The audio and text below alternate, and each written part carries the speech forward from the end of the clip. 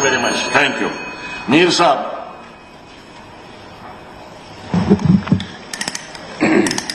Thank you speaker साहब। चूंकि आज ये बहुत ही इम्पोर्टेंट महकमे हैं, चाहे वो फॉरेस्ट से रिलेटेड हो या जल शक्ति से रिलेटेड हो, बातें तो बहुत इन दोनों महकमों के बारे में की जा सकती थी, मगर टाइम की किल्लत है। तो इसलिए जो मेरे से पहले साथियों ने बोला, मैं उनको एंडोर्स करता हूं। जिस तरह के जज्बात उन्होंने दिए हैं, उसमें पूरे हाउस की शमूलियत है। मैं सीधे वाटर सप्लाई महकमे की जहां तक बात करूंगा, जो जल जीवन शक्ति का यहां पर जिक्र किया गया, तो ये हकीकतन एक हवा तो बनाया गया और करोड़ों, हंड्रेड्स ऑफ करोड़ की पाइपें मंगाई गई। अभी सिक्किम का पता नहीं, मगर पाइपें डंप की गई बड़े बड़े एरियाज में। किस लिए ये पता नहीं।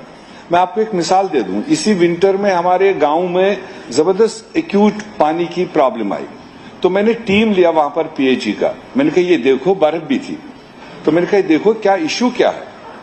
और वहां लोग जमा हुए, कहा साहब जहां से पानी हमारा आता है, जो सोर्स है, और फिर एसआर में जाता है, उस सोर्स में आने वाली जो रास्ते में है, बहुत सारे कनेक्शंस इलीगल उठे हुए हैं। तो विद रिजल्ट उस एसआर में जाता ही नहीं। तो एसआर में नहीं जाता है तो गांव को मिलेगा क्या? इंजीनियर परेशान, उनके समझ में नहीं आया। एक ट्राइबल भाई खड़ा हुआ, जिसको हम गुज्जर कहते हैं, वो खड़ा उसमें, उसने कहा इसका इलाज मैं बताऊं। इंजीनियर को नहीं पता। उसने कहा मैं इलाज बताऊं, क्योंकि वो जो ऊपर से पाइपें आ रही है, उसका एक अलग एसआर बना हुआ है। वो एसआर बैठा हुआ है, क्योंकि उसमें 20 पाइपों की जरूरत थी उसको कनेक्ट करने की। वो ना मिलने की वजह से वो एसआर अगर चालू हो जाएगा तो ये एसआर अपने आप सेफ रहेगा। इंजीनियर कहने लगा पाइपें कहां लाऊं, वो एस्टिमेट बनाने लग गया। वही गुज्जर भाई खड़ा हुआ, उसने कहा पाइपों की चिंता मत कर लो, 100 पाइपें तो मैं दे दूं, मेरे पास पड़ी हुई। ये जल शक्ति का तरीका है, कैसे कैसे कहां कहां पर डंप किए हैं, जिसको मर्जी उन घरों में डंप किए, लोगों के यूज के लिए नहीं। यही हाल चारों तरफ है। तो खैर, मैं तो इस सारी चीज पर अगर हम इलाके की बातें करेंगे तो बहुत सारे एरियाज है। लिफ्ट इरिगेशन से लिफ्ट स्कीमों की भी बात, वहां पर बहुत सारे लिफ्ट करने के ऊपरी इलाकों को डिपार्टमेंट ने इनिशिएट किया, मगर अभी पाई तक मील पर कुछ भी नहीं पहुंचा। जो पहाड़ों पर रह रहे हैं लोग, सोर्सेज खत्म है, पानी नहीं उनको, आज भी उनको मटका लेकर 2 किलोमीटर नीचे आना पड़ता है, तब पानी ले जाना पड़ता है। ग्राउंड वाटर की बातें की गई, वो भी जो पुराने ग्राउंड वाटर के वेल्स खुदे गए थे, वो सब बेकार पड़े हुए हैं, उनकी जगह खाली हैं। नए प्रपोजल दे रहे हैं तो उसका कहीं अता पता ही नहीं है। तो ऐसे ये सारा चीज मेस में है। तो मैं पीएचई को लेकर खाली मिनिस्टर साहब से गुजारिश करूंगा, हमारा एक खूबसूरत वेरीनाग इलाका है, चश्मा है, जैसे यहाँ बात हुई है कि इन्हीं एरियाज पर तो लोग डिपेंडेंट है, मगर उसमें हजारों पाइपें मतलब उससे उठाई जाती हैं, जिससे न तो चश्मा रहा तो न तो चश्मे का पानी किसी के लिए रहा।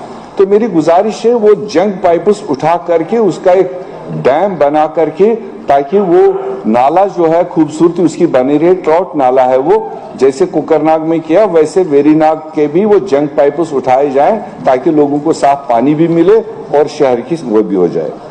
मैं साहब इरिगेशन की बात करूंगा। 2013-14 में गवर्नमेंट ऑफ इंडिया ने लेफ्ट ब्रेंगी नाम से 16-17 करोड़ रुपए सैंक्शन किए, और मैंने भी सवाल पूछा था, डिपार्टमेंट ने लिखा है कि 90% कंप्लीट और 10% इनकम्प्लीट। मैं चाहूंगा मिनिस्टर साहब अपना एक टीम बिठा दे। 13-14 का प्रोग्राम है, आज तक भी वो कंप्लीट नहीं है, और 90% जो कह रहे कंप्लीट है, ग्राउंड पर देखे तो वो 50% के बराबर भी नहीं।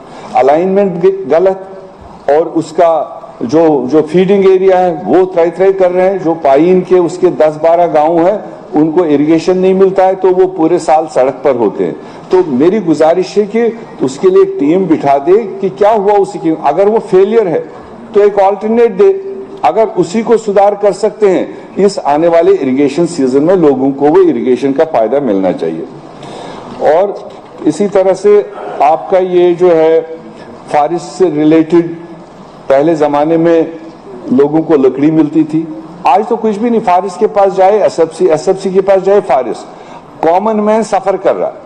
मैं चाहूंगा कि फॉरेस्ट मिनिस्टर साहब कोई पॉलिसी बनाए जिससे आम आदमी को चोरी दरवाजा न इख्तियार करना पड़े। ये प्राइवेट मार्केट में खरीद नहीं सकता है। एक डिपार्टमेंट की तरफ से एक पॉलिसी वाजे हो जो एवरेज आदमी को वो फीड हो सके। और इसी फॉरेस्ट के जरिए से ये जो FRA है, फॉरेस्ट राइट एक्ट, और जिन लोगों के लिए, जिन पसमानदा लोगों को ये हक देने के लिए बनाया गया था, गवर्नमेंट ऑफ इंडिया ने बनाया। मैं यहां नहीं कहूंगा कि UPA ने बनाया या फिर NDA ने उसको आगे बढ़ाया, मगर बनाया तो लोगों के हित के लिए। मगर ये बूथ बन गया। जो बेचारे रह रहे थे उनको भी आज डिसलाइज कर रहे हैं। मैंने पीछे भी यहां पर हाउस में कहा, ट्राइबल लोगों को आए हुए सैंक्शन हुआ है, 50,000 रुपए उन्हें इंस्टॉलमेंट लिया है, और ट्राइबल डिपार्टमेंट की तरफ से, डिप्टी कमिश्नर की तरफ से वो 5 मरले न मिलने की वजह से उनके पैसे वापस लिए जा रहे। तो ये उनकी आसाइश के लिए दिया था, न कि उनकी मुसीबत के लिए। तो इसको भी कोई ट्रांसपेरेंट तरीका इनको निकालना पड़ेगा। इसी तरह स्पीकर साहब, एनवायरनमेंट क्लियरेंस, यहाँ सैफुल्लाह साहब ने जिक्र किया है, मैं उसको रिपीट नहीं करूंगा। जो ये माइनिंग के नाम से एक और बूथ खड़ा किया गया, पूरे जम्मू कश्मीर को तहस नहस किया। ये एक इलाके, ये एक नाले की बात नहीं है। जहां से भी आप गुजर जाएंगे आप देखेंगे जैसे बूथ घुसे हुए हैं, कोई तरीका ही नहीं रखा उसमें।